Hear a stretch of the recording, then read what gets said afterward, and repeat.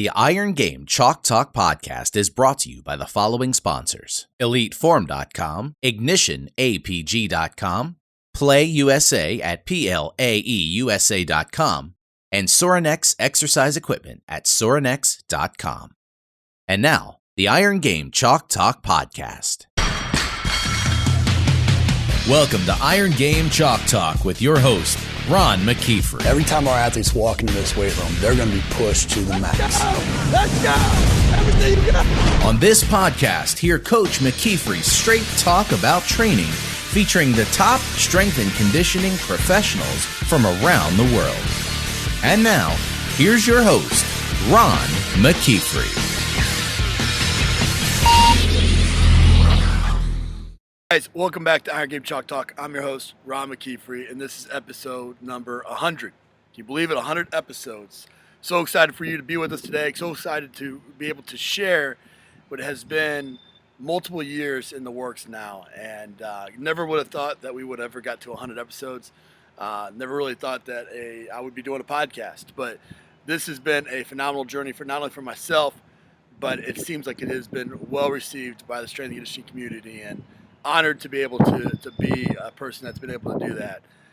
Today, I'm going to do something a little bit different than what we've done. Back in episode number 13, Donnell Boucher, the head strength coach for the Citadel, suggested that I flip the script a little bit and have someone interview me for the show. And, I've always been real cognizant of the fact that I didn't want to be somebody that was self-promoting. I didn't want to come across that way ever. I didn't want to appear as if I was a sellout and I was trying to be some sort of guru or something along those lines. I really wanted just to be able to provide a resource for strength coaches, and just happened to stumble across this as a way to do that. And so we waited till episode 100 to do that, and I couldn't think of anybody better than Donnell to be able to come on and grill me in the hot seat, just like I've done so many other strength coaches. And we took your questions. I posted up on Facebook and Twitter and asked for questions. And we got overwhelming response for some of the biggest names in the field. And real excited to tackle some of those today. We get into, the profession and, the idea behind the show and a lot of great information. And so I couldn't have asked for somebody better to interview me. Couldn't have asked for better questions, and hopefully you'll enjoy this episode.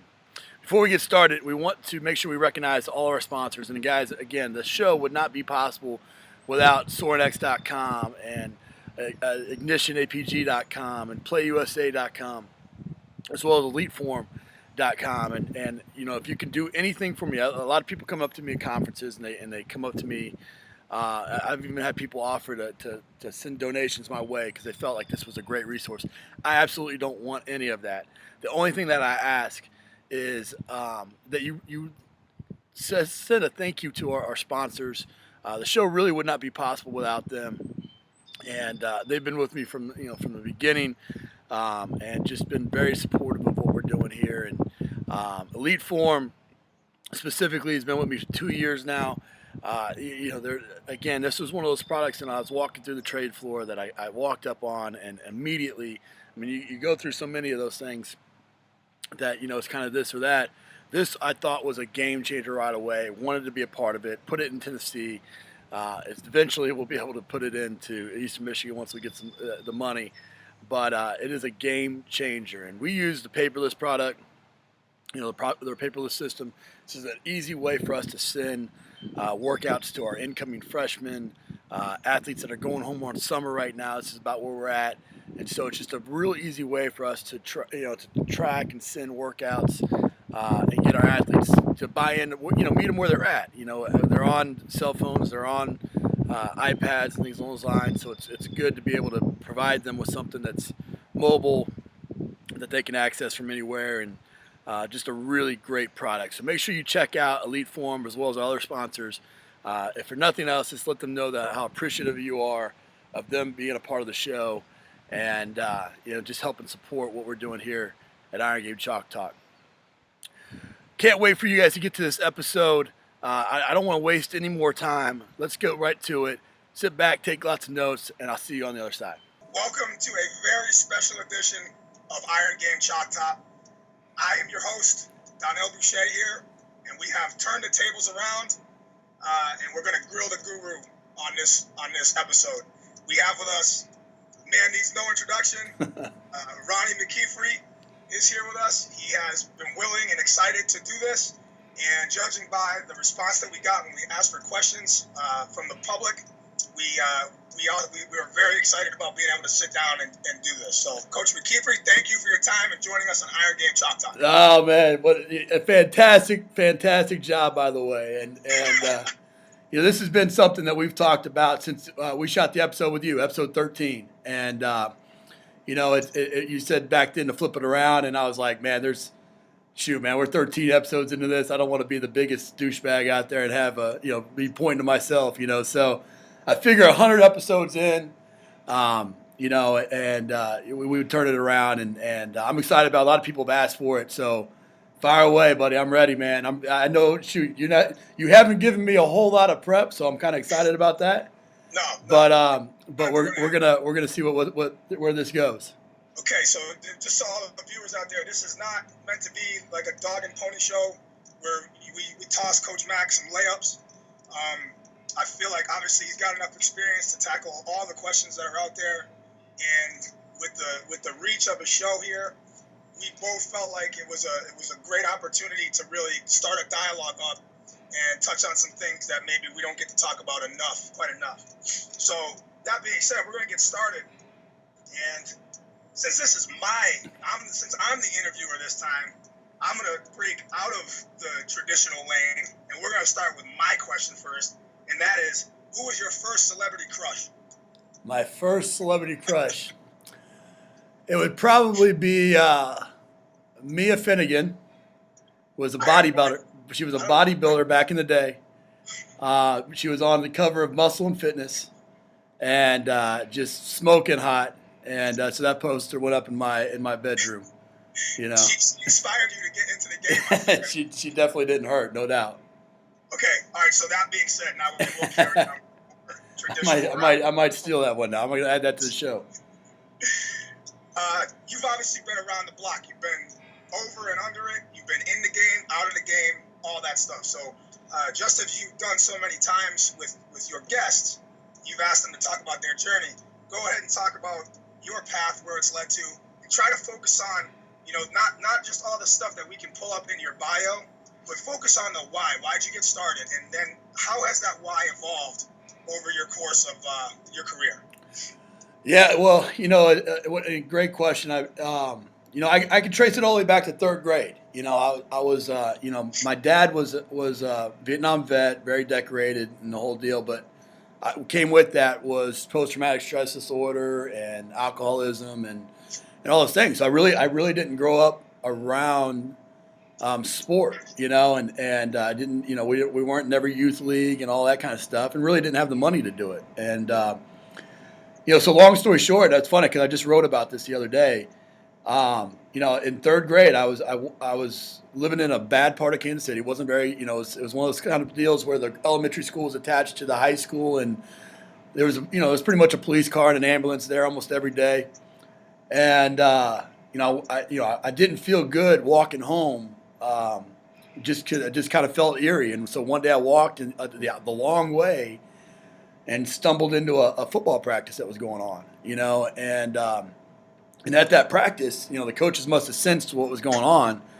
They let me stay, and there was a quarterback that was out there, and just a young stud, freaking leader, command, all those things, and long story short, the guy, he throws me the ball from, probably midfield, and I go to catch it, never having catched the football really before, and the thing smacks me right in the face, right? So, from that moment, my nose is all bloody, but I was like, man, that's the coolest thing I've ever seen in my whole life, right? And so I wanted to be that quarterback. I wanted to be that guy. And as it took me until about 8th grade to be able to play organized ball, and realized really quick that I was behind the 8 ball compared to all of my buddies and things like that. And so I had to start doing some things. And in high school, I got introduced to the weight room, and had an opportunity to kind of really see what the weight room would do for me as an athlete, and ended up being a starter at quarterback and going to college as a quarterback and accomplishing some of those dreams that I'd set out in third grade. But the weight room was the determining factor. And so go to college and I thought that I was being one of the first people to go to college in my family. I thought I wanted to be a doctor. I wanted to kind of do a real job, something that everybody would be proud of. I enjoyed science and the body and all those things. And your parents weren't thrilled that you were going to go and teach people to lift weights. Yeah. They still don't quite understand what I'm doing, but long process. I went through doctor, went physical therapy, kind of ended up getting introduced to strength and conditioning as a senior. Because it was a small school. We didn't have a strength coach. It was a football coach that did it, somebody had kind of turned me on to that. And this is 18 years ago, so it wasn't quite the field that it is now. And so I was like, man, this sounds pretty cool. And started researching it. And the rest is history. I mean, I went from there. I did an internship with the Kansas City Royals to Tampa Bay Buccaneers. I went to NFL Europe as a head strength coach at 22 years old. Came back. Got an assistant position at South Florida for about 7 months, was elevated to the head guy, and then spent the last 10 years there helping build a program and really seeing, again, what the weight room did for a program. And I mean, it was a place that there was 2,000 people in the stands the first game, and we grew it to where it was just being sold out and ranks and bowl games and all those things. And it really was a direct correlation to how hard we worked. Went from there, took a job with Army Special Operations. Very quickly after, I went to Tennessee, Cincinnati Bengals, and then to come full circle, my junior year, we went 1-9 in college. We let our head coach go. During that time, I was leading the workouts and basically being the strength coach for our team until we hired the head football coach, Chris Creighton. He came in, 26-year-old head football coach, first-time head football coach as a 21-year-old senior. And, we turned it around, and it started again in the weight room. We started with a great off-season program and came in a big way, and it was completely stuff that we weren't used to doing. And we went from 1-9 to 9-1 my senior year in the national playoffs and the whole deal. So he got this job at Eastern Michigan, and he's a guy that's motivated me since that senior year and kind of been with me along the way in my coaching journey and me with him as well, and so it's kind of been almost a brother type of relationship now, and so it's awesome to be with a guy that I believe in that allows me to, as a strength coach, to do it the way that I think it should be done, and with complete support, and again another opportunity to take something that was, in a lot of ways it just wasn't where this program has been down, and so it's an opportunity to try to see how we can. Doing it the right way, the way we believe in, if we can address that. And that takes us to right now, and a lot of great things inside of that whole little testimony you gave. We're gonna try to keep this as strong and consistent a flow as we can, but there may be times we jump out of one topic to another, and wouldn't be the first time. Do that. The first thing I think that I noticed what you said was. It's amazing to me how many times somebody will discuss, their start, their path, and it always has to do with some sort of you were over here and you wanted to get over there and you had to break through some kind of wall. So you noticed that you had to grow in the weight, and the weight room was the way that you had to grow. And it probably comes as no surprise that if you look at what we do nowadays, all the training that we do in the off season, all the work that we put in. You could argue that, yes, the bigger squat, the bigger bench, the bigger clean 40-yard dash improvement, maybe that stuff shows up on the field, but maybe it doesn't, because sometimes you know better than anybody, your best guys in the weight room maybe aren't the best guys on the field. Absolutely. One thing that you could almost rest assured is that if you develop that perseverance, if you develop that ability to say, I want this more, and you keep working on something until you break down that barrier, that will serve you on the field or on whatever surface you're an athlete as. Right. And it's kind of interesting to me that most all of us in that question somehow come back to, this is where I started. I wanted to get to there, and I had to break down this, and it was kind of my area that I could use to build myself up and grow in some sense. Absolutely. So it's neat to hear a guy of your experience, your stature, your accomplishments, say that, and it almost sounds kind of cheesy, but it does connect us all in one way in terms of what we got into this thing for. Well, it goes back to leadership, but I think, you mentioned on the field, but I think, to be a great strength coach, you have to be innately a great leader, and you got to lead young men, young women, and in a direction, and I think the really, really good ones are the ones that can direct people to be. I tell our recruits, and I believe this wholeheartedly, that my job isn't so much to make them bench more or to win football games. My job is to help them become better husbands, better fathers, better citizens, and if I can do that right there, if I can help them develop the skill set to be successful in those areas, then if they have talent, the talent that's going to allow us to be successful at this level, then we're going to be fully prepared to be able to go out and play a football game, and or walk onto the basketball court or whatever it may be. And so that leadership piece and that you have to, I think, to be a great leader, you also have to overcome something in your life, and so those two things right there, I think, are what separates strength coaches from a lot of the people that are out there. Good, really good. Well, going back to your professional path, you've been at mostly every level. You've been at pro baseball. You've been at and South Florida was 1AA. 1AA for the first year, yeah.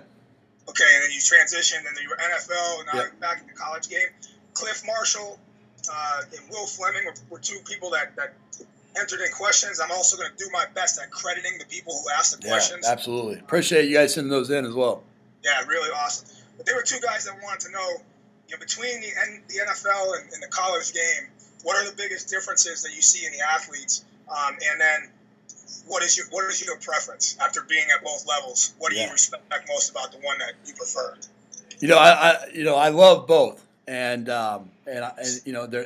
they're totally unique and great for different ways. The college game, again, I think a lot of coaches, myself included, got in the profession to make an impact on young people's lives.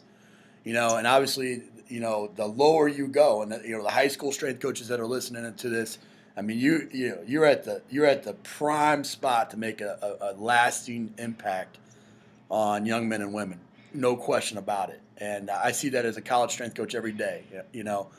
But kind of the lower level you go, or the earlier you grab them, you have the opportunity to kind of have that really truly impactful relationship. But with that comes a tremendous sacrifice and a tremendous amount of your time. And so when I leave at night at 6, 7 o'clock at night or whatever it may be, more than likely I'm going to be on the phone with an athlete at 10 o'clock, and then maybe one at 1 o'clock in the morning, and then whatever it may be. The relationship doesn't end, at that point, and it's a tremendous amount of teaching too. There's lots of teachable moments when you're dealing with college and high school athletes that you can make an impact in their life, but also help them learn to make good decisions.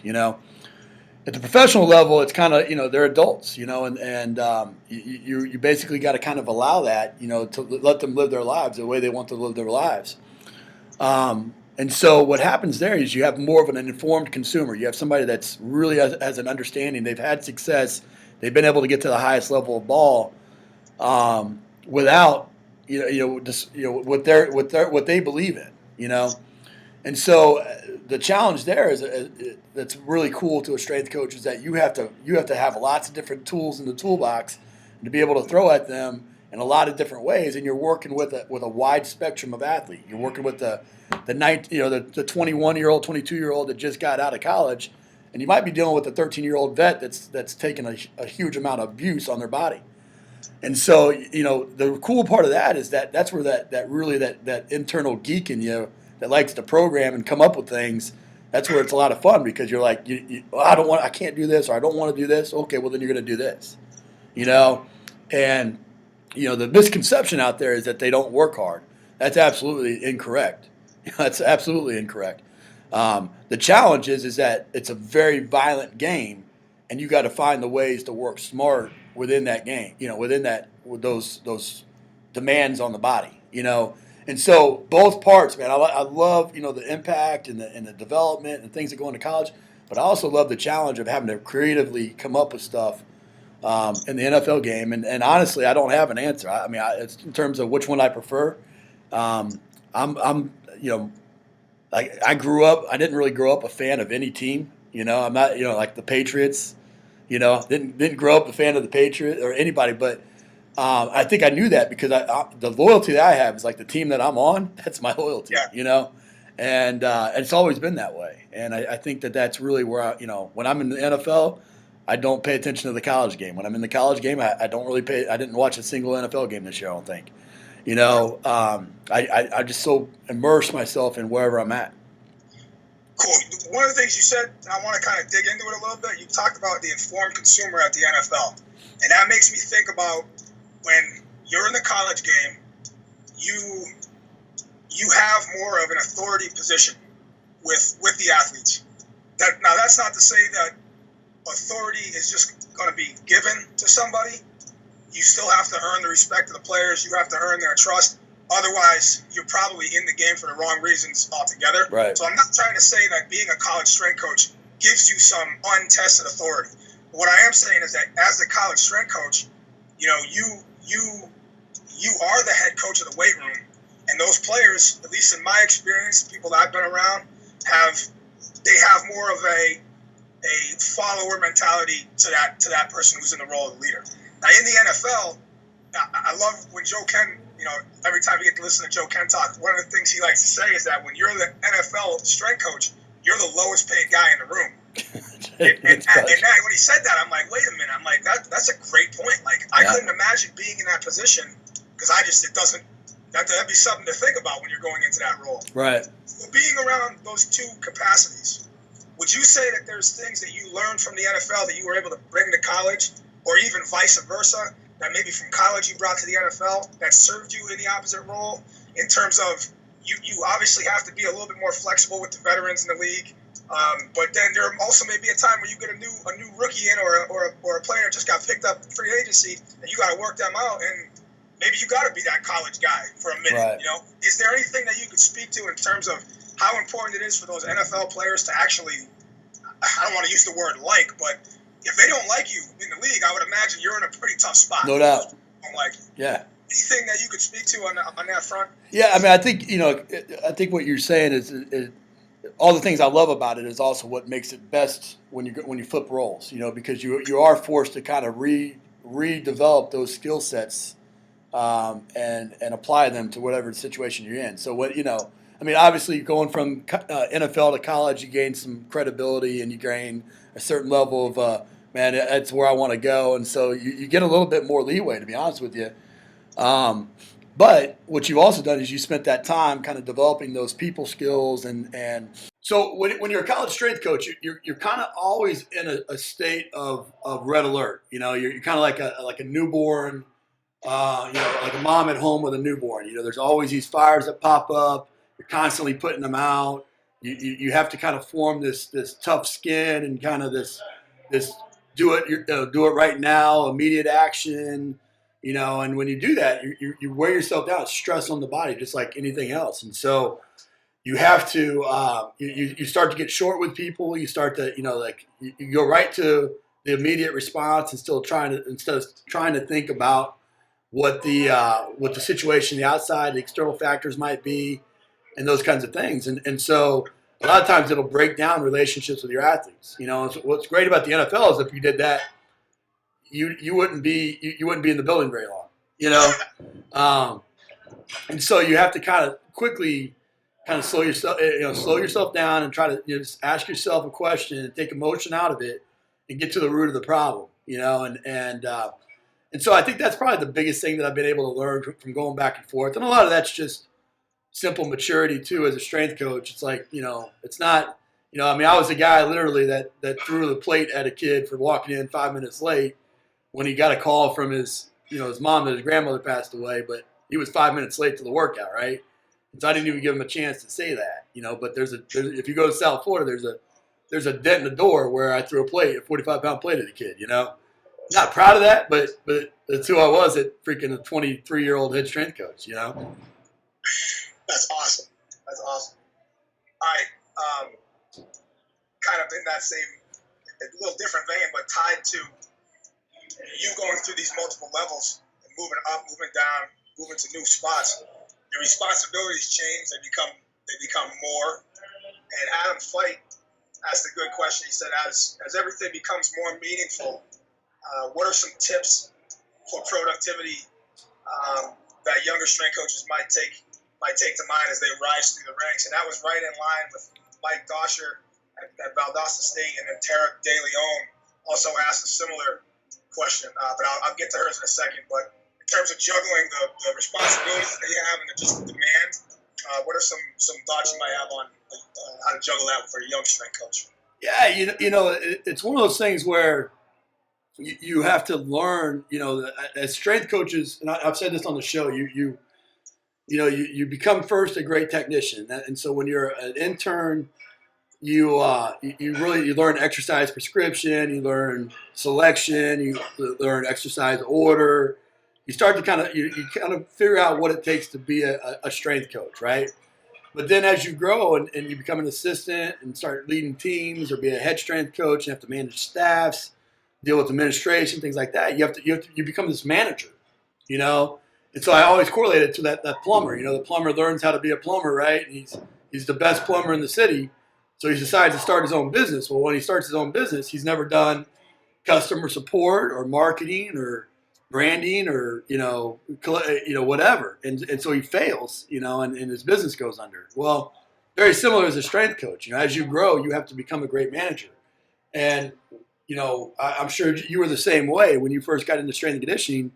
You probably read every single thing that you came across that had strength and conditioning in it, and read it 10 times. Well, you have to expand on that as you go, and you have to learn how to become a manager, because in our exercise science or biology or whatever major you might have been, you didn't learn how to manage people. You didn't learn how to manage resources. You didn't learn how to manage time.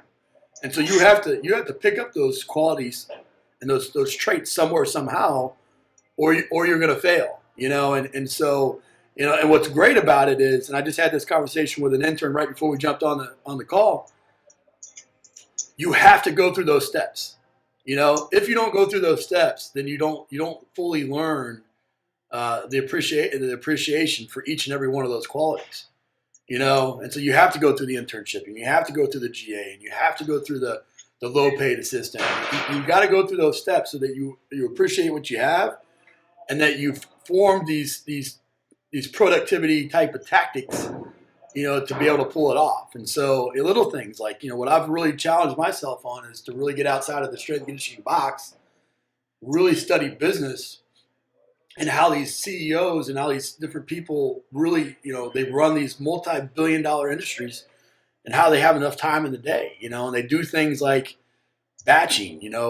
Batching is a great concept of being able to group things together, so that when you're in the groove, when you're writing workouts, and you're in the groove, and you can write freaking 500 of those things. But if you're not in that groove, then all of a sudden, man, it's like you're looking at the paper and you're going, man, an hour later, I've written 2 exercises down, Well, what exactly do you mean by batching? What is that? What are you So referring to? it would be grouping like tasks together. So, Like once you start on one thing, Yeah. you go until you've knocked out several exactly. of them. And so it could be as simple as, we just talked to our staff about that. We're using an app that I'll talk about later, but like we're batching locations on campus. So if somebody's going upstairs to go to the administration, well, then we're color coding that in our task management system to be like, well, here's all the yellow things that need to be done upstairs. So look at them and see how many of them you can knock out while you're up there.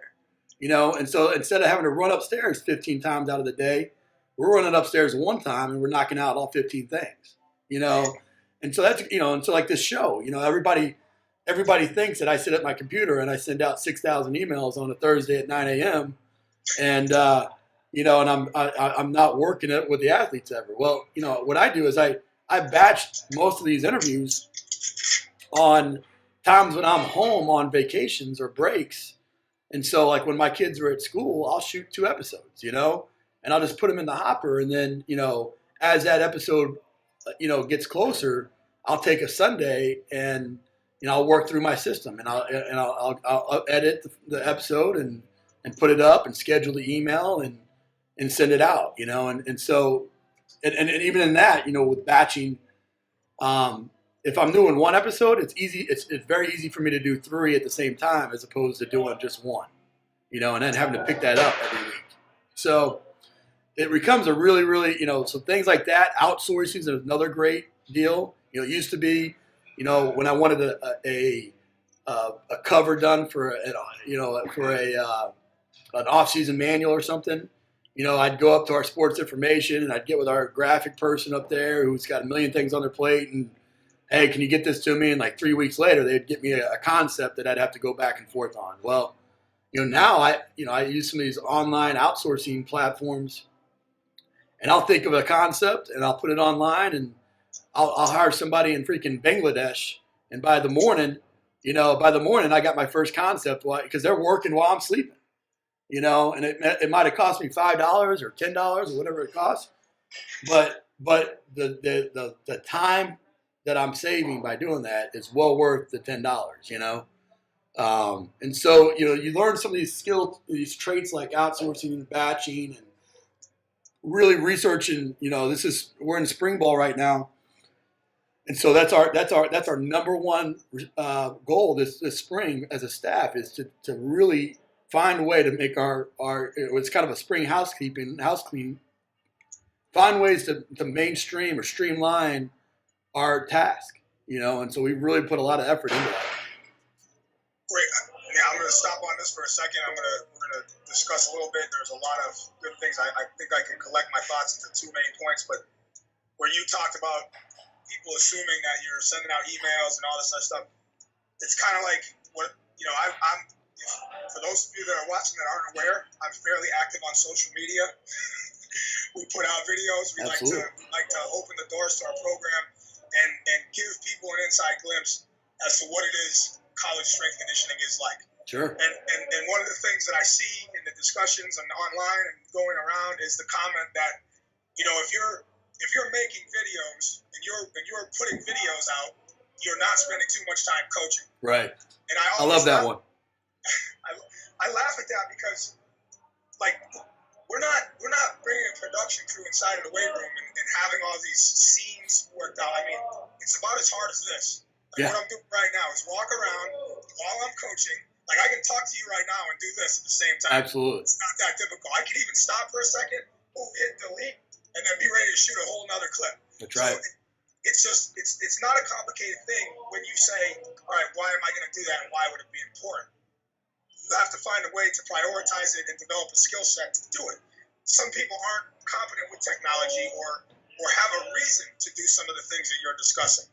But we're going to get to the why would you get into that? Why would you take the time to do an Iron Game Chalk Talk? Why is it important to you to outsource your graphics, et cetera, et cetera? We'll discuss that in a second. But to move back again, one of the things you were talking about where we go through this process of learning and paying our dues and then moving up and being promoted, and then you find yourself in a situation where maybe you don't have the skill set required to do that level of work where you're at. Well, that's something we just studied in one of my grad classes in the past 6 months was the Peter Principle. Yeah. And what the Peter Principle is basically when you take a promotion, you tend to take a promotion based on your competencies in your current position. That's right. So if I was a strength coach at a first year institution starting out with football, and I wanted to move up into the administration, they may like the fact that I'm really good in the weight room. And by they, I mean the administrators, the decision makers who would be involved with promoting me. Right. But my skill set that captivated their attention and earned their respect and all that may not be the skill set that's going to enable me to do the job that I want to move up into. And that's where people will get and they'll fail. Yep. So before I even understood that principle, I've always been looking at, because you hear it's the age-old quote, don't act like the position you're in, act like the position you want to be in. Yep. So I've always looked at it and said, what do I need to do from a business acumen standpoint? What do I need to do from a marketing standpoint? How can I help out and branch over into academics? How can I make this department, this position, my job, more valuable to the athletics department? And that has caused me, and I'm sure it's why it's caused you, to branch out and say, all right, maybe we need to have an online presence and a Facebook page. Right. And that's my one thing is our Facebook page. We want to push that thing pretty well. I don't have, a million other social media things because I figured it'd be better to be good at one than be good at 10 different things. Absolutely. But because of that concept, I'm always thinking about what's my next step. My next step is I want to climb up further into administration.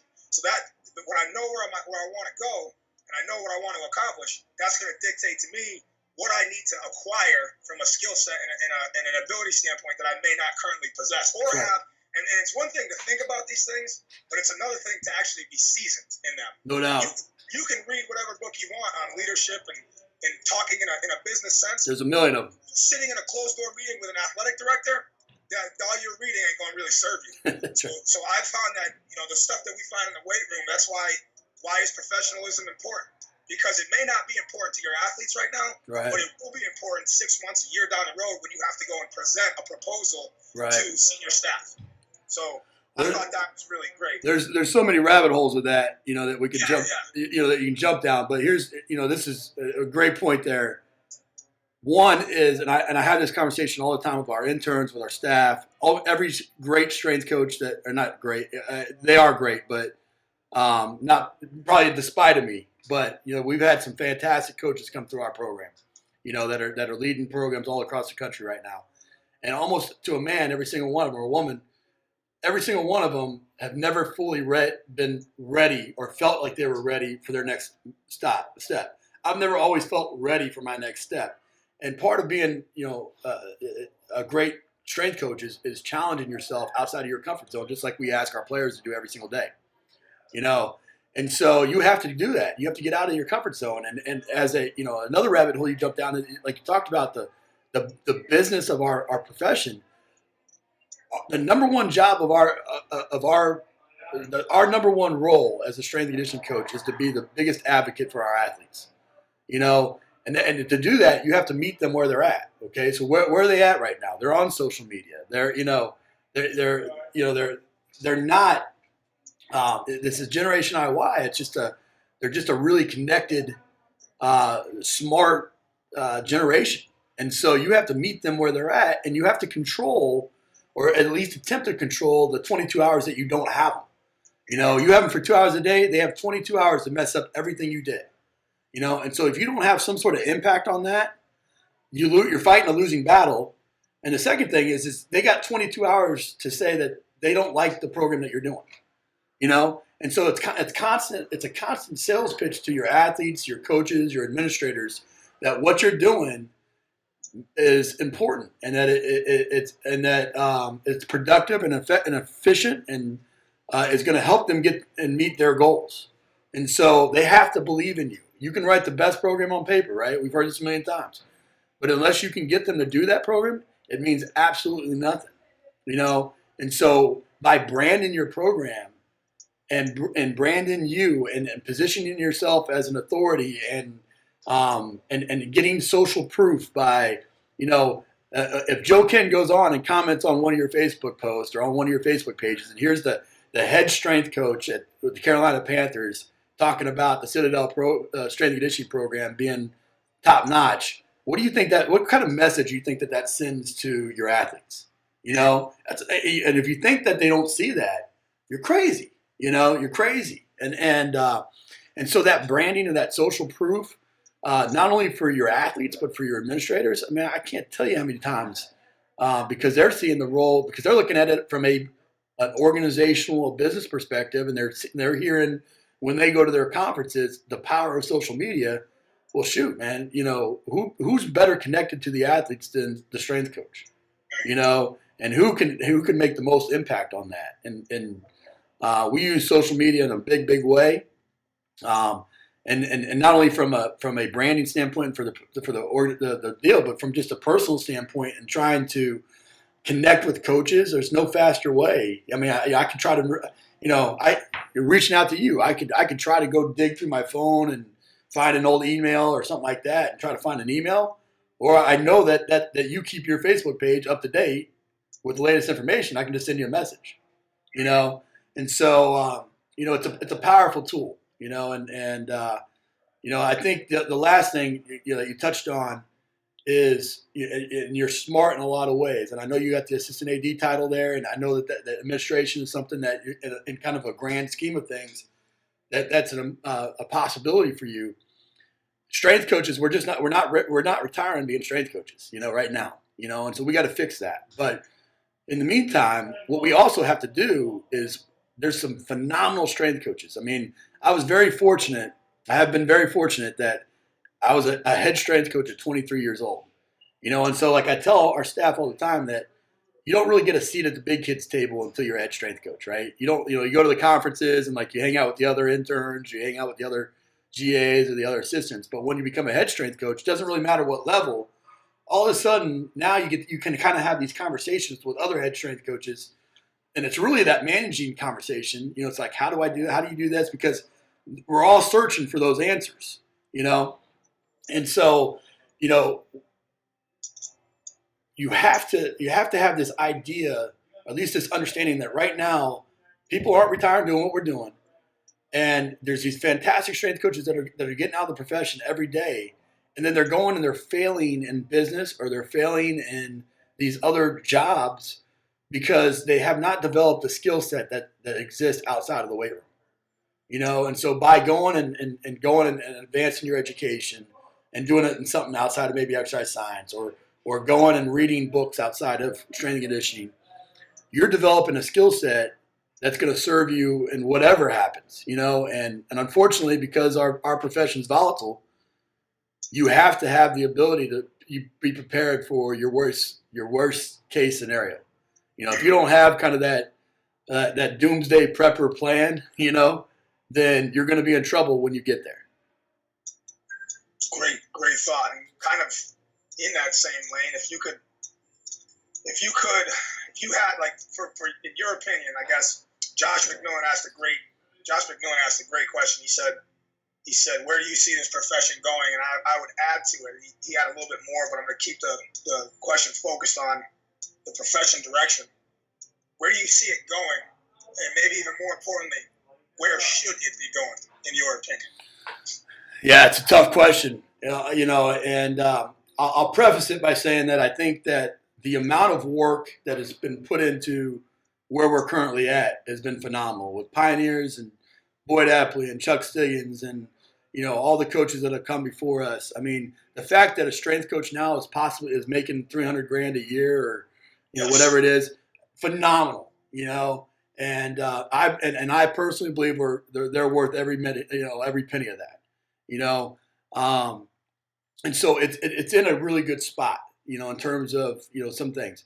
There's obviously things that we all want to try to change about it, and I think the challenge right now, it really comes down to, kind of job security. Everybody's kind of concerned with job security. That's always tough. It's also that, it's that expert type of conundrum where, you're an expert in your field. So it's like, why should I have to listen to anybody that's not an expert in my field and kind of have any input in what I'm doing? And so that's always a challenge. The investment piece, the time piece that you have to invest to do what you do, it takes away. It's a sacrifice from your family and things like that. And so all those things are things that we want to try to change about this profession, so that we can stay doing it and do it long term. The other part of it's a young man and a young woman's lane, a profession. You don't see too many 60-year-olds being able to go down there and demonstrate a squat. They exist, but it's tough. I personally hope to God that when I'm 60 years old, I'm not still on the floor coaching. Elsewhere in the I'm telling you, but I'm 39 years old.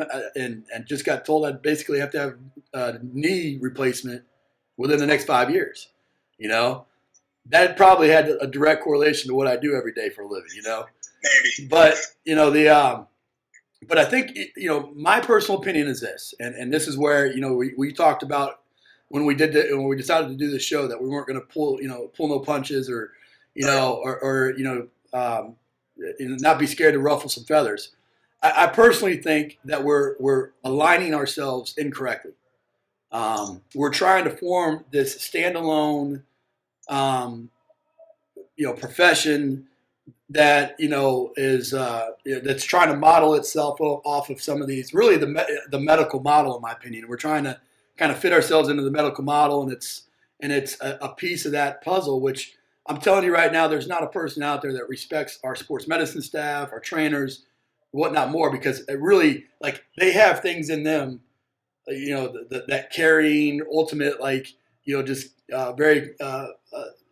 I don't possess those qualities, I don't have that innately, and that I'm so glad and so appreciative of them.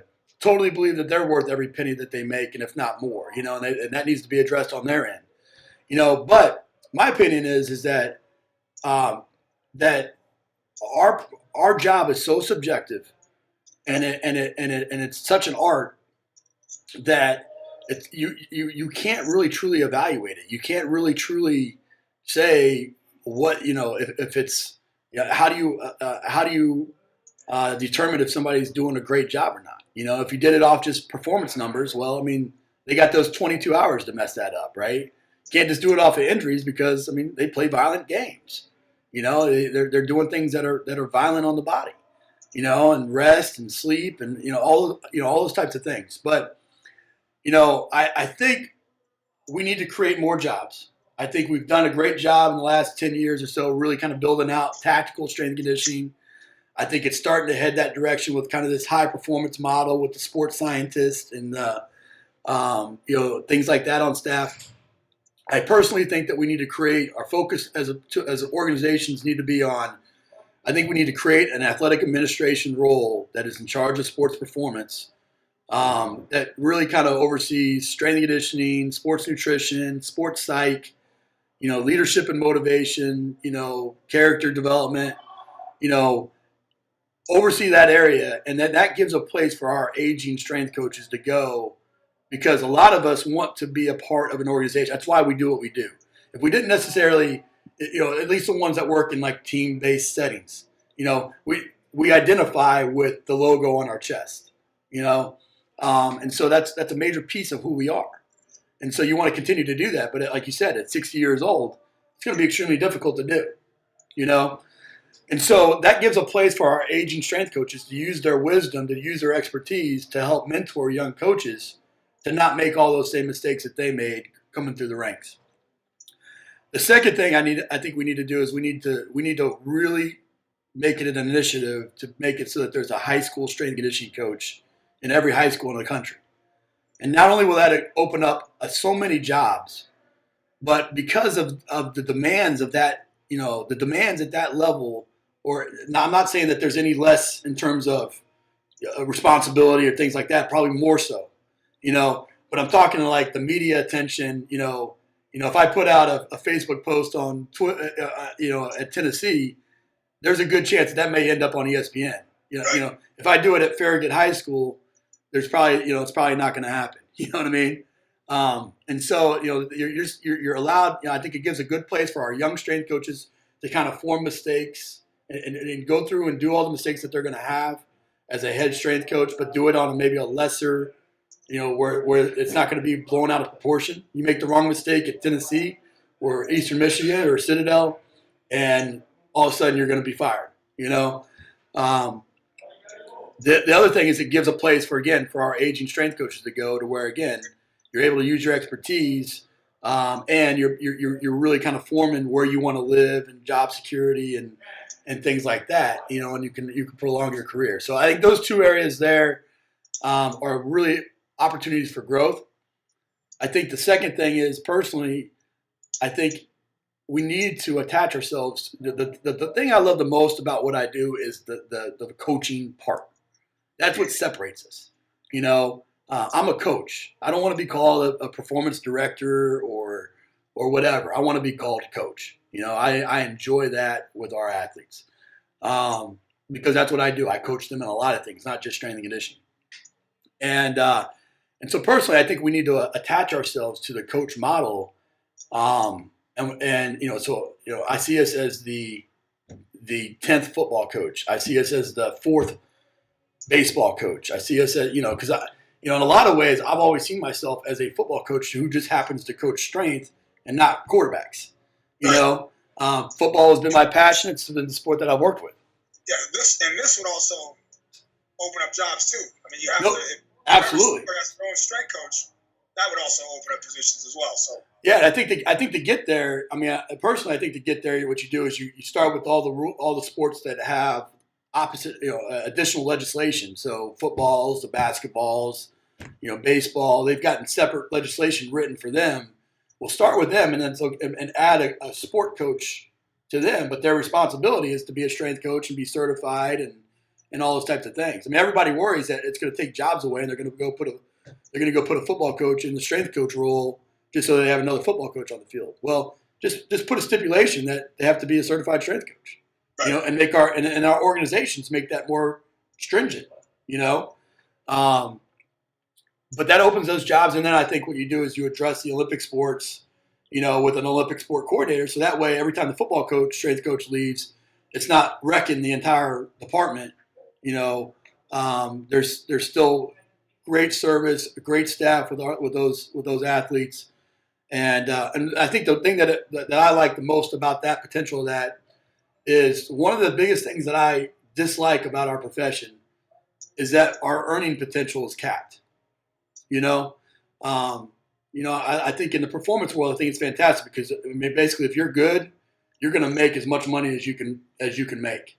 But when you work in a team setting, it's like it's going to be the head coach and then the coordinators, and then you can't make more than the AD, or you can't make more than maybe the assistant AD or associate AD that's in charge of you. So like you're slotted way down, like they're the 25th draft pick instead of the first draft pick. That drives me insane, because I don't think that there's another person in the building that makes as much of an impact as what we do. And so if all of a sudden now we're the 10th football coach or the 4th volleyball coach or baseball coach or whatever, now show me another member of that staff that deals with everybody, so now the offensive coordinator deals with 50 people. I deal with 105, and I do it year round. They do it 6 months out of the year, And so now I think we can start to get in line in terms of that. So yeah, our job security sucks, but our job security sucks regardless because, just because you think that you got an assistant AD title or you work with multiple sports, most of the time, if that new head football coach wants a new strength coach, they're going to get a new strength coach. Right. And you may be able to stay and work somewhere else, but like me personally, my passion is football. So like if I would have got kept on at Tennessee, honestly, I probably wouldn't have been happy. It wouldn't have been motivated to me. And at this point in my career, maybe 10 years from now it might be, but right now it wouldn't have been.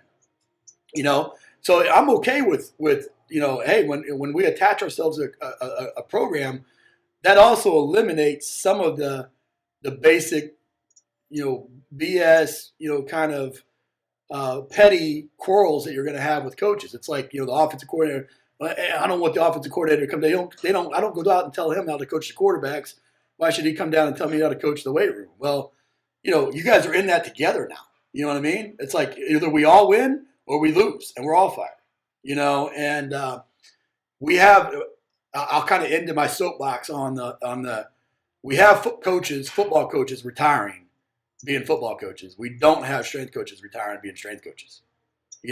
And I use football as an example because it's me, but that could be basketball, that could be any of our sports, and I think it also opens up a lot of jobs, like you mentioned, that potentially we could fight for, and I one more point. As the strength coach, I can walk into the head football coach's office without even knocking, you know what I mean? I can walk into the AD's office without even knocking. And be like, here's an issue we need to address. That's not always the case with some of these other professions, especially these ones that are kind of more stable and secure and kind of in the status quo, And so when we really want to affect change with like NCAA legislation and things like that, then, we need to be getting to the root of the deal. Like, I can go down and have the conversation with Coach Creighton right now. It's like, look, we can't let this NCAA legislation pass because this is how it affects us here, and here, But we're so busy trying to fight for this seat on this medical model where we're fifth behind the orthopedic and the neurosurgeon athletic trainer and the whatever else. And now we kind of got a little voice, you know. Let's go to the head football coach who's voting on it, you know, and let's get our voice there. Our athletic director who's voting on it and get our voice there, you know. Personally, I think that's, you know, it's not a popular sentiment, but I would say more people, in my experience, are pushing for the more stable option. Absolutely. But you're coming at it from a more aggressive play. You're saying, hey, if we're gonna come in there to do a job and win, then that should be an important piece of the puzzle for us. And if we're gonna hang our hat on our national championship, then we gotta be able to accept the fact that if we weren't able to get the job done, then it's time for us to go. Yeah, I don't necessarily like that, but I think unfortunately that's happening regardless. So we might as well, if that's happening regardless, we might as well cash in on the other end, you know, and just accept it and be able to say, you know, now when we get fired, now we've been paid like an offensive defensive coordinator, and we can sit back for a couple of years if we have to. Right. Nice. Anybody that has anybody wants to pick a bone with Coach Mack on that, go ahead and put it in the comments section. Let's see if we can start No doubt. Social media debate. All right, we're gonna change gears a little bit, move out of the office and get more. Well, no, before we move on from that realm totally, Mike Boyle had an interesting question. The world-renowned Mike Boyle. What is your opinion on the strength coaches making videos of themselves screaming and yelling like our field is a big, crazy Eddie commercial? Yeah, I know, you know, and I saw that question come through on Facebook, so I was hoping you'd ask it, you know. Here's what I know where Mike's coming from with that. Mike, at least I think I know where Mike's coming from. We definitely have to do our part to make our profession look more professional. You know what I mean? No doubt about it. And there's obviously some things that put us in negative light sometimes, you know. However, changing a person's life takes a radical commitment. Radical. It can't just be like, yeah, I care about you. It's got to be like, I radically care about you, you know, and I'm willing to do whatever it takes, you know. So if that means me freaking putting on a damn clown outfit and dancing like a clown for you, then that's what I'm going to do, you know. If that means, you know, jumping it up and down and screaming for for the entire 60-minute football game, then that's what I'm going to do, you know. And, you know, the thing about it is that young people, you know, they respond to, you know, people that push the envelopes on things, you know. And it goes back to what we were talking about earlier. Ultimately, unless you can get them to truly believe in you, respect you, support you, then you're going to be fighting a losing battle every single day, you know. And so the rub there, obviously, is that you have to do it in a way that doesn't compromise or sacrifice any of your professionalism, you know, so that you can put that polo and those slacks on and go have that meeting with the AD and a booster club and, you know, whatever else, a general manager or owner, whatever. You got to be able to be taken seriously in that environment, but you also have to be like the people that freaking those kids are going to willing to freaking jump in front of a truck for, you know. And so sometimes you have to do radical things to make that happen. And so I would just caution people on making sure that it's something that you're willing to show your kids, you know, 10 years from now. 100%. And I would add to that, you know, in kind of the same light of what you were just talking about. I look at different styles out there, and I think it's very easy to look at the way somebody operates in a 2-minute clip on YouTube. Yeah. And paint this picture in your head of what they are. I would just say this, that first of all, you probably know your players at Eastern Michigan better than I do. Yep. So if you come in and wearing a hard hat on Monday is effective with communication to your players, then I'm going to try to look at that and learn what I can for my own self. Right. It may not be applicable to my guys and girls, but it may be applicable to you. So I'm going to just immediately assume that you probably know your players better than me. And the other thing I'll say, I enjoyed that question, and I do know where Mike is coming from with that, but it's kind of like that old saying you hear where good looks and some charm will get your foot in the door. Right. After about 15 minutes, you better have something of substance to say. Yep. And that's the, if you're going to be that person and you're out there getting turned up every second that you got, that's great. But there better be, if that's all you are and you have nothing else to present to those athletes, to that coaching staff, to that institution, then you probably aren't going to fit down the road somewhere else when the roof does cave in on you. So for me, it's like you can be that guy, but you should also be someone of substance that has something to offer instead of just, hey, great job, pal, and smack them on the butt. Right. Instead of this, the attaboy talk that we all like to give from time to time, no doubt, or weight room with awesome lift, give them some actual constructive feedback and constructive criticism. Absolutely. Absolutely. So there's that balance you gotta definitely employ. Okay, again, another kind of brief question from Eric Kraus. Okay. Eric's a former intern, by the way. Former intern. He wants to know what CrossFit has taught you. This was something that was huge for me when I left South Florida. I went to work for special operations. And although I was there just for a little bit, that was very much a community that had kind of rallied around CrossFit. And so as strength coaches, we're kind of, it's polarizing, right? We're on one side of the fence or the other, typically. I love it from a sports standpoint. The fact that it's promoting fitness and strength and there's competitive element and all that. I love it from that standpoint. From a program design standpoint for athletes playing collegiate sports or any sport really, there's obviously some left to be desired with the general programming that's out there. What I really love about it is it's creating this community and these vendors and different exercises and lots of different tools in the toolbox that you're able to grab, and you're like, you know what, that maybe not, I'm not going to use it like that, but I can use it like this. It fits within my programming, and so a lot of the things that I kind of come about because of it, I'm like, man, that's some really cool, neat stuff. And so, so for me personally, I'm a guy that's embraced it. I think it's, there's an element of my year where I go through a little mini CrossFit routine for myself because I like the brevity, like basically during like training camp or sometimes during spring ball, but not right now.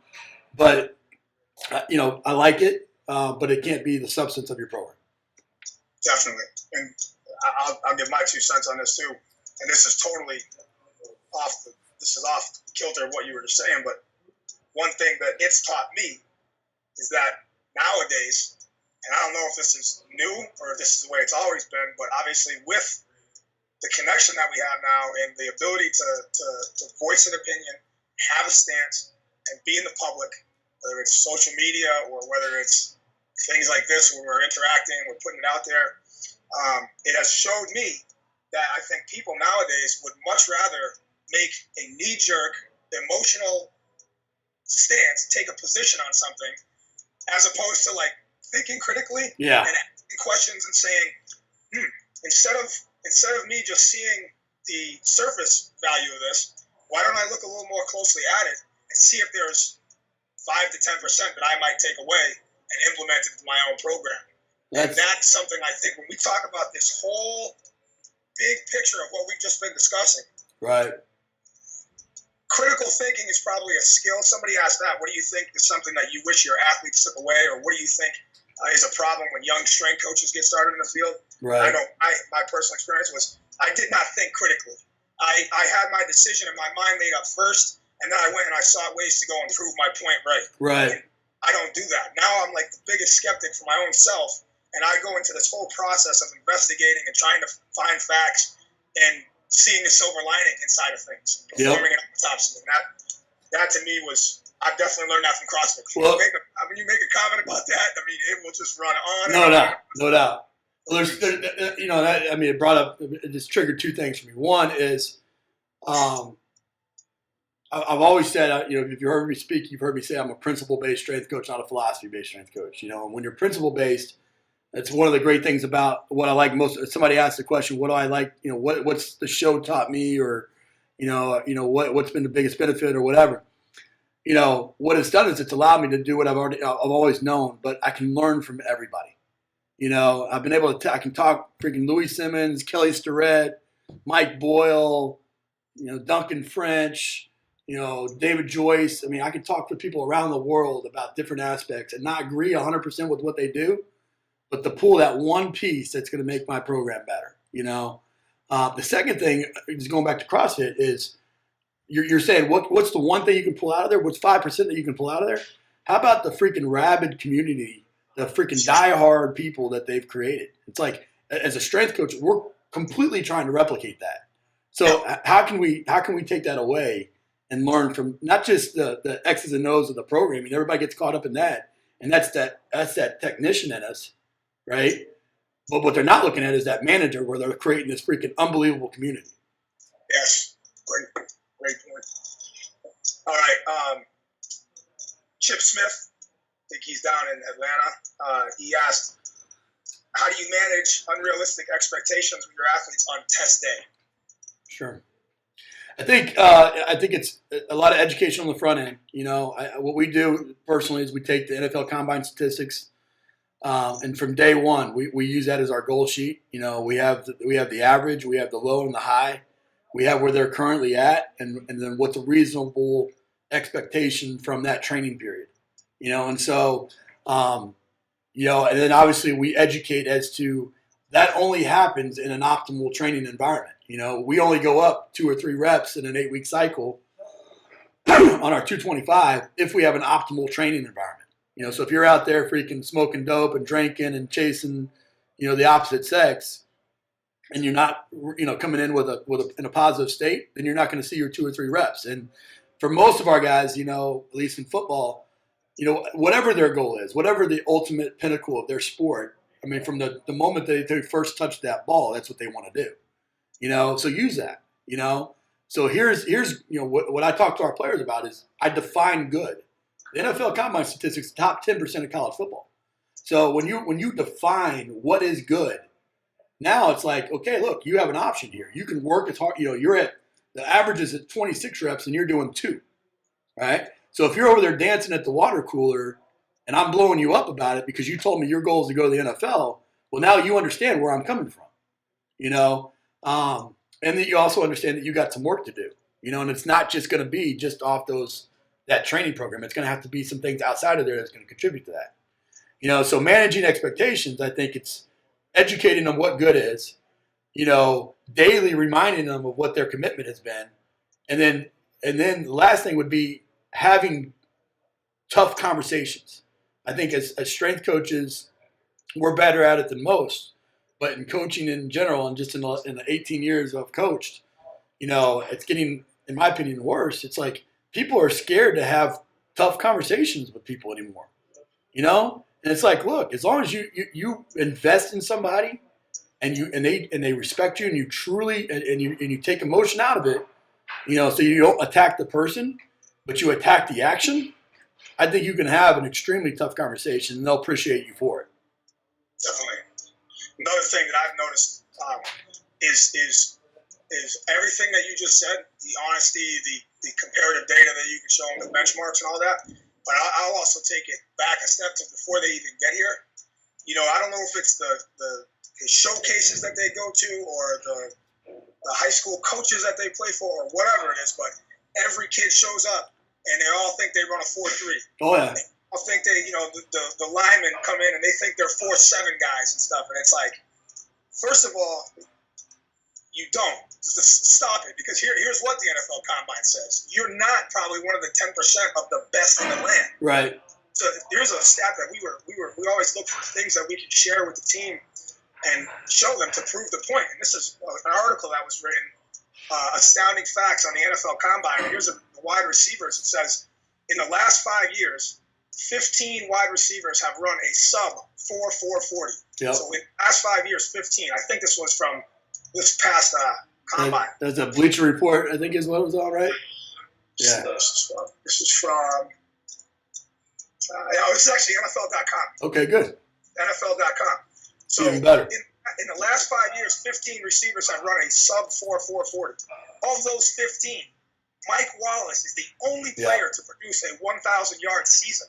Yep. And then it goes on to show you, like, over time, that trend is still alive.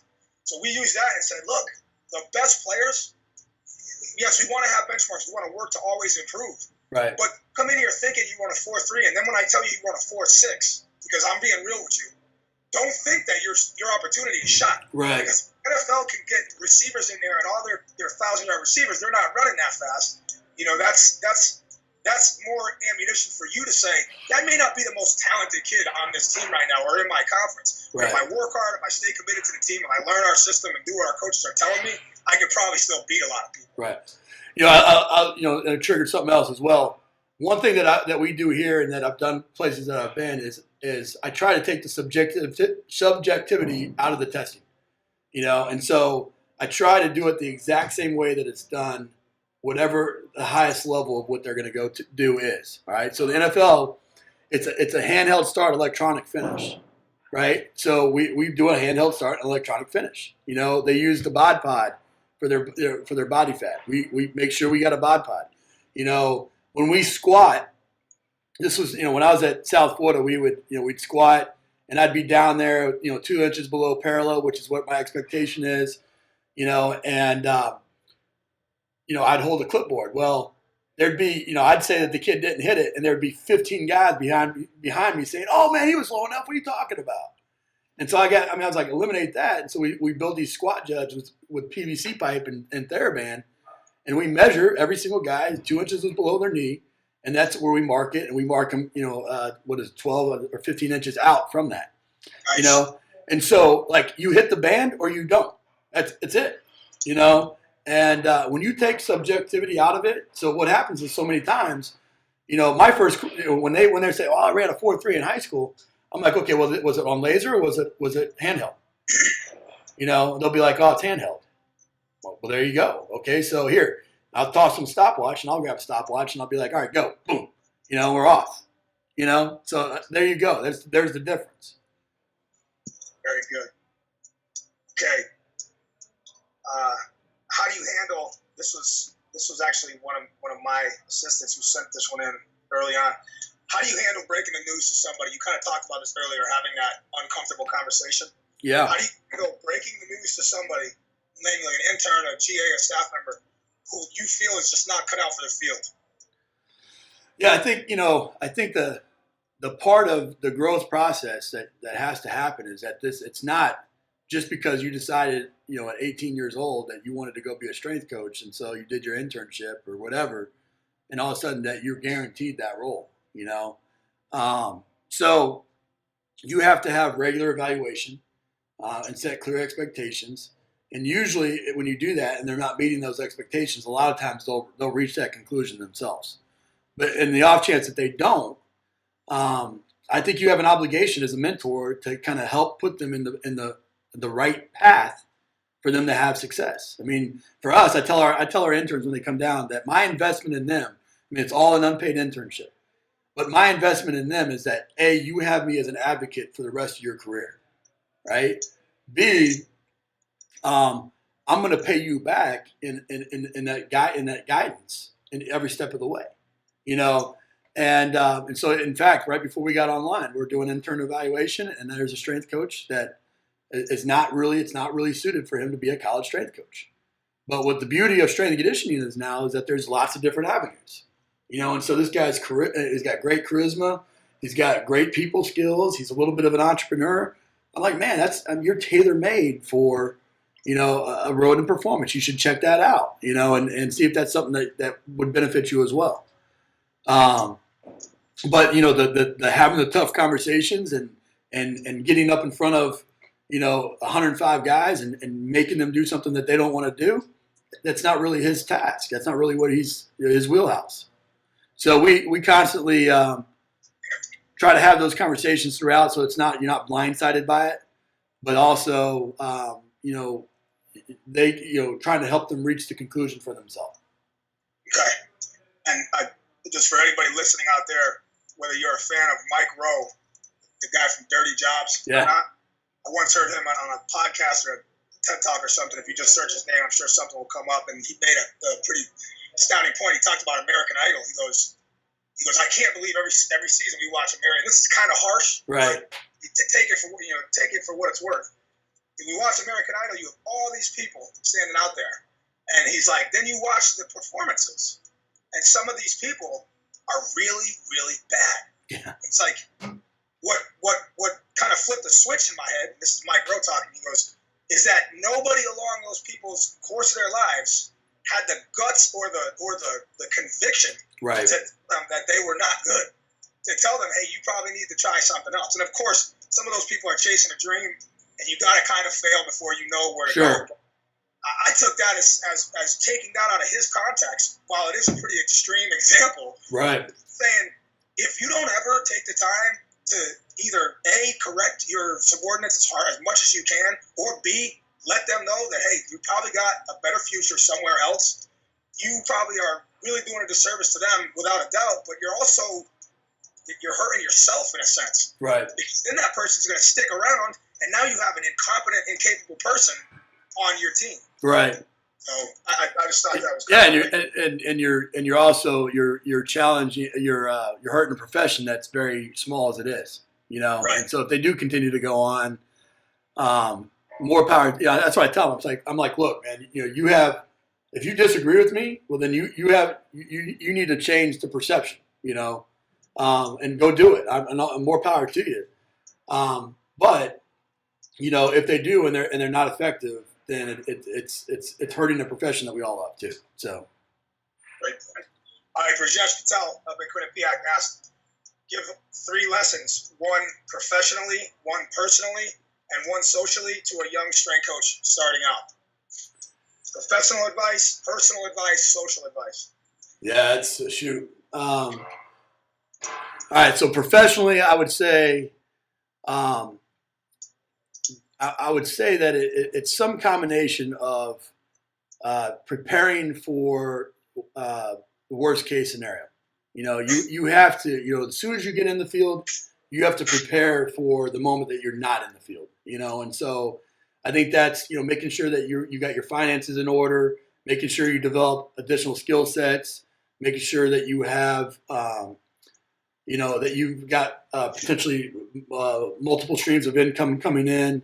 Things like that that can either tide you over until you get your next role, or that potentially give you an avenue to go if you can't get back in. And for whatever reason, I think I put out a blog post when I got fired from Tennessee that got shared quite a bit. I mean, it was one of those that kind of went all over the place. And from that, I think I've kind of become the go-to guy to call when you get fired, And it's, because I was public about it. I mean, it's like, I fully, I got it. The guy, when they came into Tennessee, I wasn't their guy. They had a guy. If Derek would have went to the Green Bay Packers, I would have fully expected to go with him to the Green Bay Packers. So it wasn't like it didn't attack me or hurt me personally, But I had also done a lot to prepare myself for that time, to where it wasn't like I had to go home and look at a wife and 4 kids and say, I'm not really sure where our money's coming for the next 6 months, and that gives you a tremendous amount of calmness and things like that. You still have some urgency, that's who you are, but you get some calmness. You said professionally, personally? Personally, and then socially. Personally, I think it goes into developing yourself as a complete person, and so you have to have a spiritual component, whatever that may be for you. You have to have a social component and friends and whatever that is. You have to take time away and recharge, and develop real relationships. I mean, the hard part is that you see so many people every day that it's hard to deep dive into getting to know somebody. And for whatever reason, maybe the longer I'm in the profession, or just me personally, there's a big difference between Ron McKeefery and Coach Mac. Ron McKeefery is an introverted, I'll stand in the corner and not want to talk to anybody all day long guy. Coach Mac is a guy that can go talk in front of 500 people and do a podcast and do all those kinds of things, and so you have to kind of you have to do a little bit of both, but you got to recharge the one to be able to do the other. And then socially, I think that we tend to gravitate towards people that are like-minded, and like I said, unless you challenge yourself outside of your status quo, you never fully grow, and so I think that's what's great about the show is that I talk to people around the world in different cultures and different settings, and just because he coaches freaking maybe handball in freaking Saudi Arabia doesn't mean that he can't teach me something about coaching kids, and so socially, I think that you need to challenge yourself to get outside of your comfort zone and interact with people that maybe you wouldn't interact with, and that's been one of the biggest benefits to doing this show. Really good. Really good. All right, we're getting close to an hour here. Maybe we're over it already, but we're gonna wrap up with just a few more. I guess this might be really the last question we ask. Jeff Nichols. So I got to see him at Summer Strong last summer. Really, really phenomenal presentation. Go to that event if you haven't gone to that event. If you're listening, go to Summer Strong. This summer, it's at Williams-Brice Stadium. Yeah, it's going to be a monster. And those guys, the Sorens, if you don't know them, and their whole team at Sorenex, they are as committed to this field as you'll ever meet. No doubt. But I'm looking forward to it this summer, so we'll definitely be out there again. So he chimed in with a question, and I thought it was pretty interesting. Him and Brett Bartholomew both were kind of along these lines, and they said, what is the worst piece of advice that you've seen someone given or given you in your career? So if you have a worst and a best, go ahead and share your best maybe first. But we always hear what's the best advice you get. Right. We really hear about what was the worst thing you ever heard passed along. Yeah, that's the question I always ask, right? Is the best piece of coaching advice? I think the best, just to, to kind of keep it consistent with the show. Mark Asanovich, when I was working for the Tampa Bay Buccaneers, he would always say that he was just learning how to ask the right questions. Even the head strength coach of an NFL team, and 30 years in the business or whatever it was, he was just now learning how to ask the right questions. And so that's always resonated with me. Along with another thing he said, that, he made me define what is strength in my interview, and because of that, I've made sure to define everything that goes into my program. Because I struggled with that in the interview, and so I've really worked to really kind of define what I do, and then be able to also ask the right questions to learn it best. The worst piece of advice. That's a good question, Jeff. I mean, I think it's tough, man. I think that it's probably that to motivate with the stick over the carrot because it's more effective. And there are times where sometimes you motivate with the stick. It's like you're doing this or you're doing this type deal, right? But I think there's a good group of people out there that's who they are. They're just going to be the freaking. Like I'm their worst case nightmare, and but by golly, they're gonna be freaking strong and tough and all those types of things. And I think you can totally get there, but it's the least form of motivation, for lasting relationships. And I think that's why you get in the field. And so you're motivating with the carrot. I don't necessarily think you're always like, hey, let's do this so we can win. Well, what happens when you don't win? You know what I mean? I think you have to motivate from challenging them to be the best version of themselves. And so I would say that that was probably the worst piece of advice is just go out there with a big stick and freaking swing it hard. Yeah, kind of reminds me of that Patch Adams, that movie Patch Adams, who says, Coach, if you cure a disease or you treat a disease, you win some, you lose some. If you treat a patient, you win every time. That's right. It's like if you coach a movement, if you coach a lift, you might win, you might lose, but if you coach a person, you'll win every single time. Absolutely. Couldn't agree more. Awesome. There was tons of questions. We definitely could keep this going for another hour, but in the interest of time, we're going to wrap this up. So let's end it with a way. Do you have? Let's say this. I'm going to put you in a little bit of a pressure situation right now. All right. You guys just lost yesterday. You're in there for Sunday lifts. It was a demoralizing defeat. and your team is standing in front of you, looking to you for some sort of inspiration, boost them up and get through that lift, that meeting, that practice, whatever your Sunday schedule is, what's your quote you offer them? Wow. I thought you were going to go a different direction with that.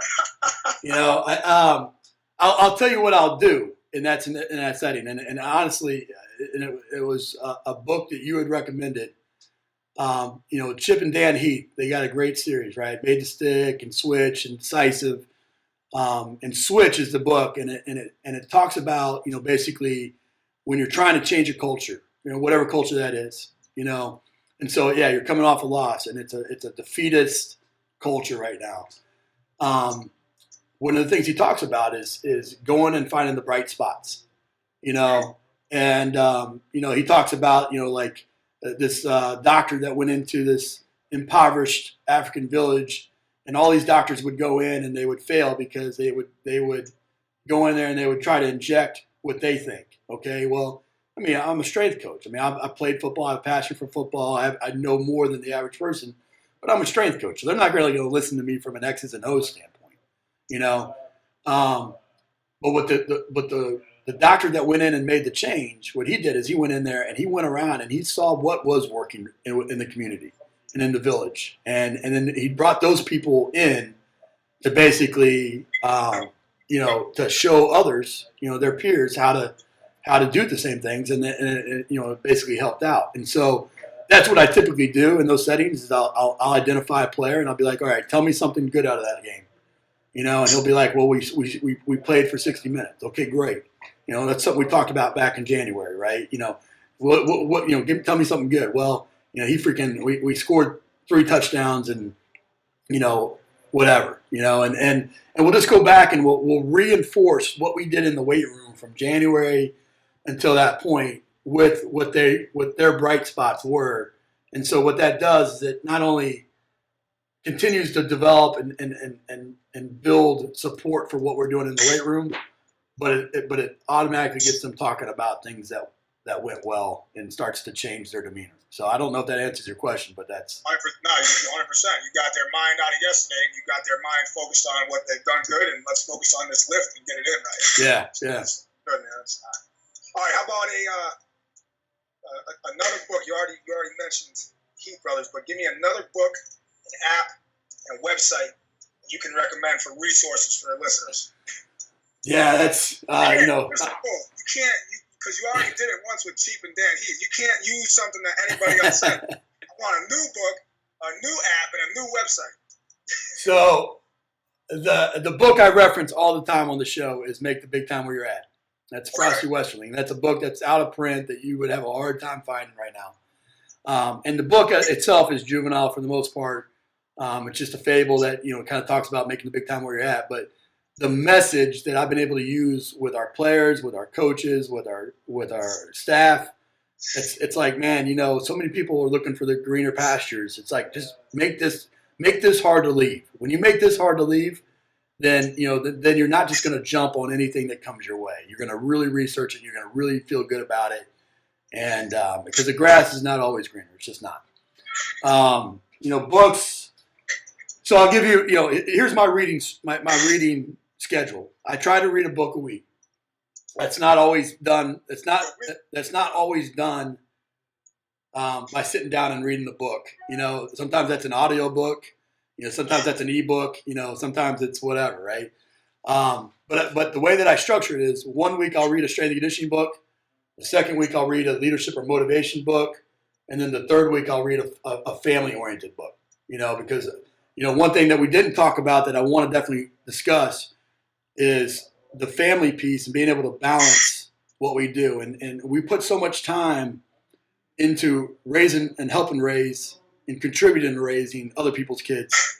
We need to make sure that we're putting that same investment into our wives, our husbands, our kids, and so, the challenge as a strength coach is that you sacrifice so much. I miss so many wrestling tournaments and cross country meets and all that kind of stuff. But my kids also have the opportunity to do a lot of things that other kids don't get to do. I think being a coach's kid is really a cool thing. But when I am at home, I'm 100% at home. when I do talk to my kids, I'm 100% talking to my kids, you know, and so that's the rub. You got to make sure that when you are doing those things, that you're making time for your wife or your husband. You're making time, and you're fully invested in them, just as if you were fully invested in your program, you know. And so I really work at that, and one of the ways I do it is obviously by reading, you know. But so a strength and conditioning book, the high performance book, I think was fantastic by David Joyce, High Performance Training for Sport. Really? Essentials, I think, is a great, you know, always going back. I try to reread that once a year. And then, you know, The Path to Athletic Power by Epley about running a program and organization, I thought was fantastic. So those would be a strength and conditioning. Leadership Motivation, my go-to, my ultimate favorite leadership book is The 21 Irrefutable Laws of Leadership by John Maxwell. Uncommon, Coach Dungy is by far, him and Coach Creighton are the two, you know, are two unbelievably good coaches, but also great men that have a balance in their spiritual and their social and everything. We talked about Chip and Dan Heath. I think, and I think the family book and the leadership's they kind of come together sometimes because, you know, ultimately I think that's your number one job is to lead your family, you know. And that's what I try to teach our athletes too, is that, you know, just because you're not, quote, a leader on the team, maybe you're not the captain or whatnot, you all are going to be leaders of your family, you know, and so you have an obligation to develop that to the best of your ability. But, you know, some books that I really like, Kings and Coaches is a book that follows the kings of the Old Testament and relates it to coaching principles and biblical principles. I thought that was fantastic. Lead for God's Sake is a good book as well. There's a good book that I read recently.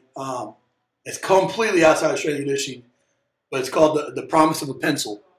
And it's a guy named Adam Braun that, you know, the guy basically, long story short, he went overseas for like a work at sea type deal and went to these communities and realized that when he went and he wanted to talk to a kid from every community that he went to, and basically he would have had a note card and a pencil and he would write down whatever they would say, you know, and he made like a little motivational board when he got home from it. But almost to a kid, they all were like enamored by the pencil because it was just, you know, education really wasn't big in these countries that they were visiting. And so the guy just came back and he started an organization, not for profit, and now he builds schools in all these countries, and he just did it, you know. And so that, you know, just making that impact is good. And Raising a Modern Day Knight is the one I just read. You know, it's basically how to, you know, it's kind of, you know, it's from a male perspective and sons raising, or fathers raising sons. But I do it with my daughters too, you know, and it's like, you know, at what point do they know that they're an adult? You know, when they have sex for the first time, when they drink for the first time, when they're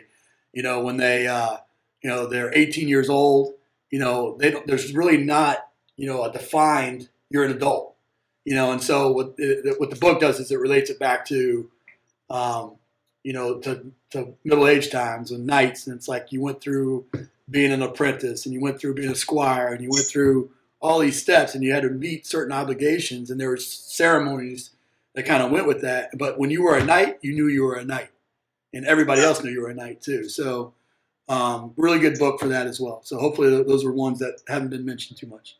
Definitely cool. Anything on website and app? Okay, so websites I'll be brief on. I'll try to give you a couple that are outside of strength and conditioning. Entrepreneur.com I think is fantastic.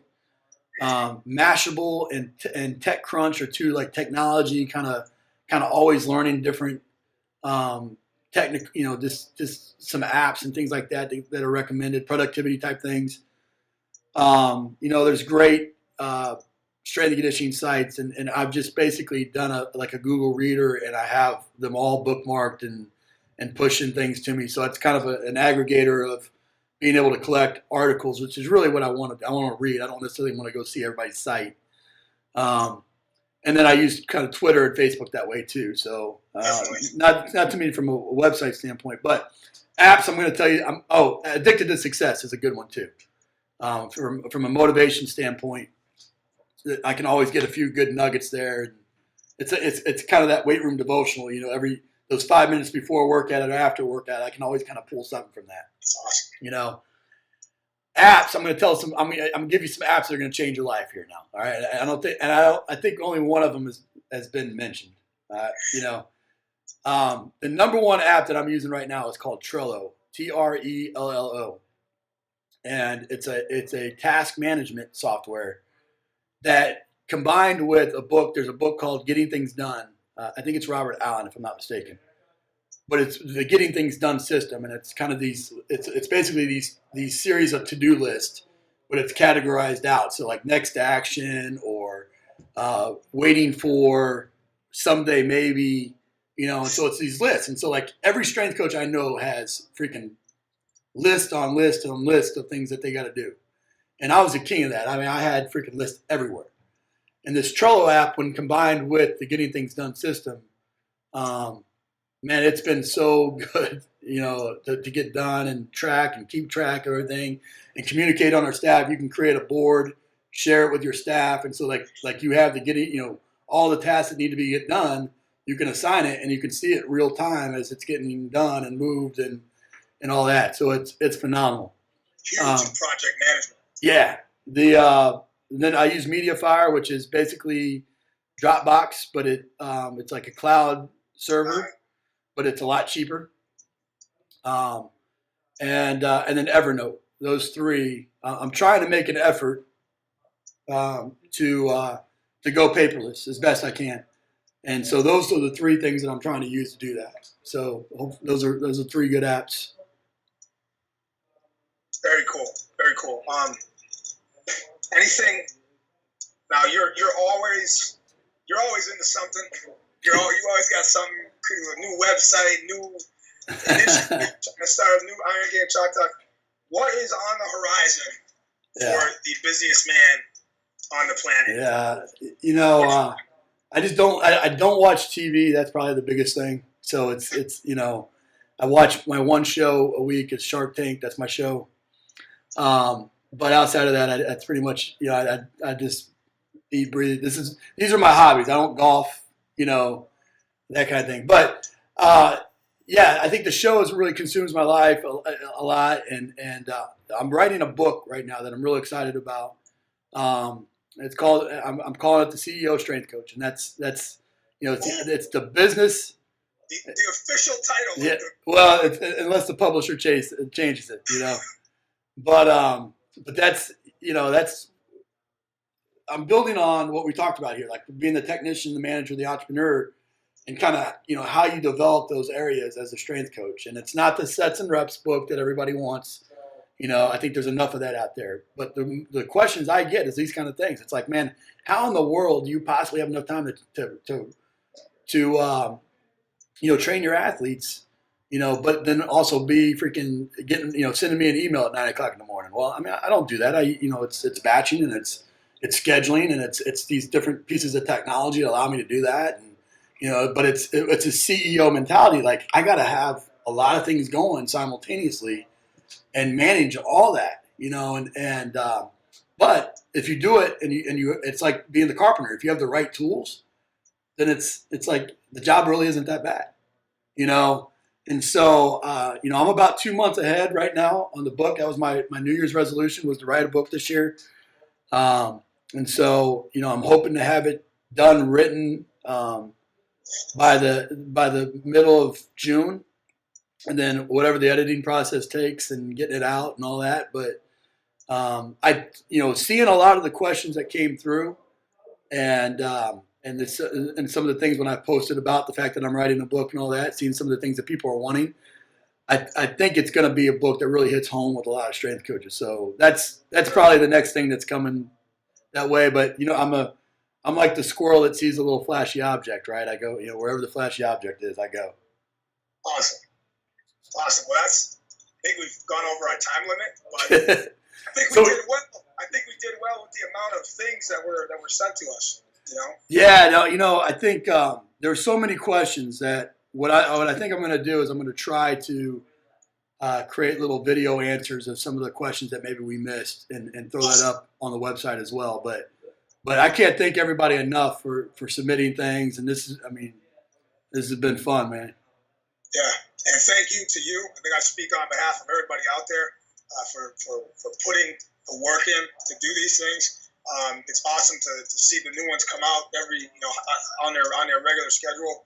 I know my staff, the people that are close to me, they take a lot away from it. It's been awesome. This has been one of the most fun times I've ever had doing something like this. And, thank you to you for putting the right foot forward on the whole deal. And thank you to everybody out there watching for listening to my first interview, interview.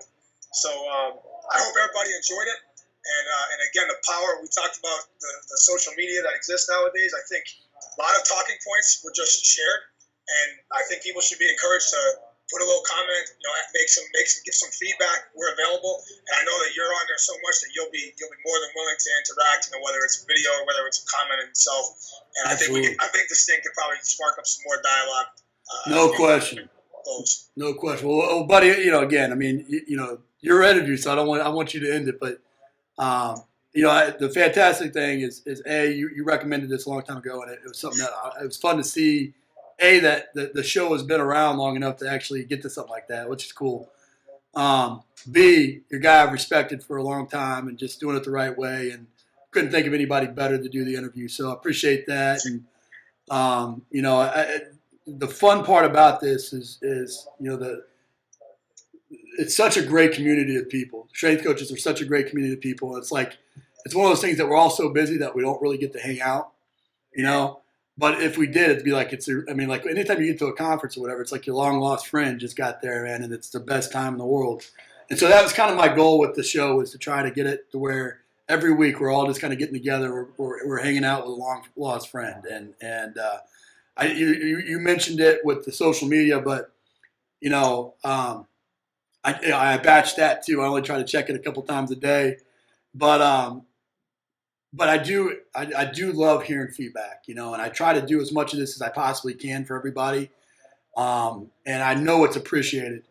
Because I get so much, when in events and things like that. But the more that you can throw stuff out there and create some dialogue, that was really kind of one of the major goals of the show, is to create this dialogue going with us that we can build off these episodes each week and really kind of discuss them. So I couldn't agree with you more, trying to get some dialogue going each week.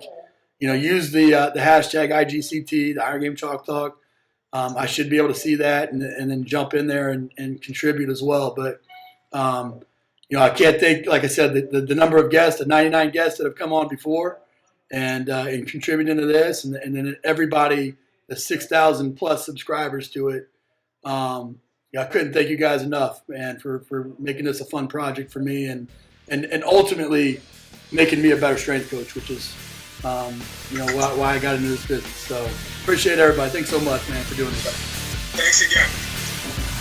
That's it for this episode of Iron Game Chalk Talk. Thanks to this week's guest as well as our sponsors for bringing this episode to you for free. Make sure to check out ronmckeefrry.com, where you can join our mailing list, find the show notes, including all the links and resources mentioned, and information about Coach McKeefry's other products. While you are there, please join Coach McKeefery in the comments section thanking our guest for sharing. If you haven't subscribed to Iron Game Chalk Talk on YouTube or iTunes yet, make sure to do so. Comments, ratings, and reviews are always welcome. Coach McKeefery can be found on Twitter at @RMcKeefrry, on Facebook and YouTube at /Ron.McKeefrry. That's it for this week. Be sure to check back next week for another great episode of Iron Game Chalk Talk.